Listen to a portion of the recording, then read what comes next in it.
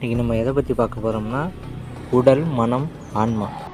ஒரு தாயால் உருவாக்கப்பட்டு பஞ்சபூதங்களால் இயக்கப்படுவது உடல்.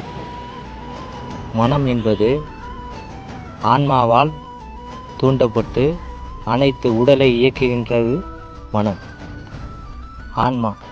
ஆன்மா என்பது இறைவனால் இயக்கப்பட்டு அனைத்து செயல்களுக்கும் நன்மையும் தீமையும் உலகத்தில் உள்ள அனைத்து செயற்பாட்டிற்கும் காரணமாக விளங்குவது ஆன்மாவாகும்.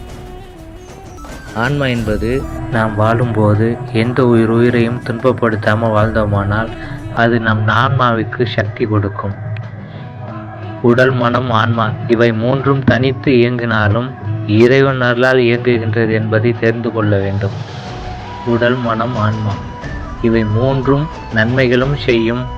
இவை மூன்றும் ஒன்றும் சேரும். இறைவன் அருள் இருந்தால் நன்மையே நடக்கும். இறைவன் அருளால் ஆரோக்கியமாக, சந்தோஷமாக, மன நிறைவோடு வாழ வாழ்த்துகிறேன்.